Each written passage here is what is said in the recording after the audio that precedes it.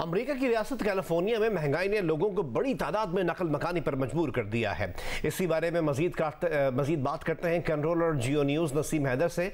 नसीम, महंगाई की शरह कैलिफोर्निया ही में क्यों ज़्यादा है और इसके असरात क्या हो रहे हैं? जी अशर, कैलिफोर्निया में महंगाई के जो हैं वो सियासी असरात भी हैं और इसी पर बात करते हैं। इस वक्त हमारे साथ मौजूद हैं कैलिफोर्निया के इलाके आर्टिशिया के तीसरी बार मेयर अली सज्जाद ताज। ताज साहब, आपके वक्त का शुक्रिया। ताज साहब, कैलिफोर्निया में महंगाई की वजह से जो लोग हैं वो बड़ी तादाद में दूसरी रियासतों की तरफ जा रहे हैं। पिछले 3 सालों में 55,000 लोग जो हैं वो दीगर रियासतों में गए। तो ये जो ख़ासतौर पे LA से, तो ये बताइए कि जो महंगाई है उसकी शरह इतनी ज़्यादा बढ़ाया जाना, क्या ये कोशिश है कि आबादी कम की जाए? मैस एक्सोडस जिसे कहते हैं फ्रॉम कैलिफोर्निया, और ये हो रही है, और ये आज के साल में नहीं बल्कि कोविड से पहले भी हो रही है। और इसकी जो वजूहात हैं मेनली वो ये है कि एक तो इन्फ्लेशन, जो बढ़ती हुई कीमतें हैं, और बढ़ती हुई कीमतों के साथ बढ़ती हुई जो कीमतें हैं ख़ास तौर पे हाउसेस की, वो एक बहुत बड़ा इशू है।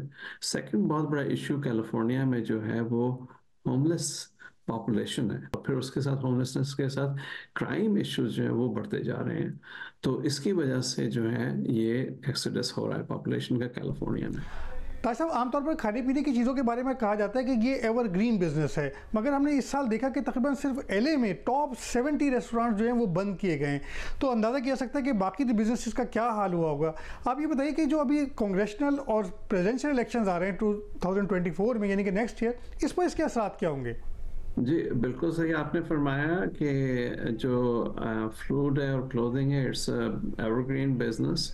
लेकिन वाकई यहाँ पे लॉस एंजलिस और लॉस एंजलिस के एरियाज़ में 70 से ऊपर रेस्टोरेंट्स ऑब्वियसली बंद भी होते हैं, खुलते भी हैं, लेकिन ज़्यादातर रेस्टोरेंट्स बंद हो रहे हैं। लेकिन एक इमिग्रेशन भी है इनटू कैलिफोर्निया का जो UC सिस्टम है, यूनिवर्सिटी ऑफ कैलिफोर्निया सिस्टम, जिसमें UC बर्कले है, जिसमें UCLA है, जिसमें UC सैन फ्रांसिस्को है, जो सारा USC सिस्टम है एजुकेशन का, वो बहुत स्ट्रॉन्ग है और रहा है। और उसकी वजह से US कैलिफोर्निया में इमिग्रेशन भी है फ्रॉम आउटसाइड US। सो वो सिलसिला भी चल रहा है। तो जो लोग रहते हैं या रह रहे हैं, they are also making a very high income. क्या इसमें हमारी सीटें कम होंगी? Yes, that's definitely going to make a difference politically. Taj साहब, कैलिफोर्निया से इस वक्त 52 अरकान ईवानी नुमाइंदगान में, इसमें कभी 53 अरकान हुआ करते थे, लेकिन ये भी कहा जा रहा है कि ये कुछ अरसे में 2030 तक ये जाके तादाद सिर्फ 48 रह जाएगी। तो क्या ये blue state gradually red state बनने की तरफ जा रही है?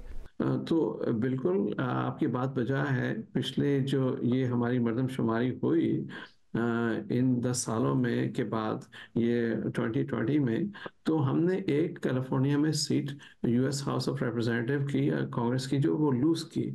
और लूज किसको की? लूज की टेक्सास स्टेट को। तो ये कि उसमें डेफिनेटली हमने देखा कि एक माइग्रेशन हुई, एक डाटा जो है वो सामने आया। तो क्या ये इसी चीज़ को देखा जाए या इसी ट्रेजेक्टरी को देखा जाए, तो अगर इसी ट्रेजेक्टरी के तहत चला जाए तो एक बिल्कुल इम्कान नज़र आता है, या फ्यूचर में नज़र आती है चीज़ कि जी बिल्कुल there will be more seats जो कि हम लूज़ करेंगे। लेकिन another thing that I also see कि जो है, जो इंटरनेशनल इश्यूज हैं, जिस तरह मिडल ईस्ट में वॉर है, यूक्रेन में वॉर है, how that will impact inflation not only rest of the world but also in the US and more so in California. Taj साहब, आपके वक्त का शुक्रिया।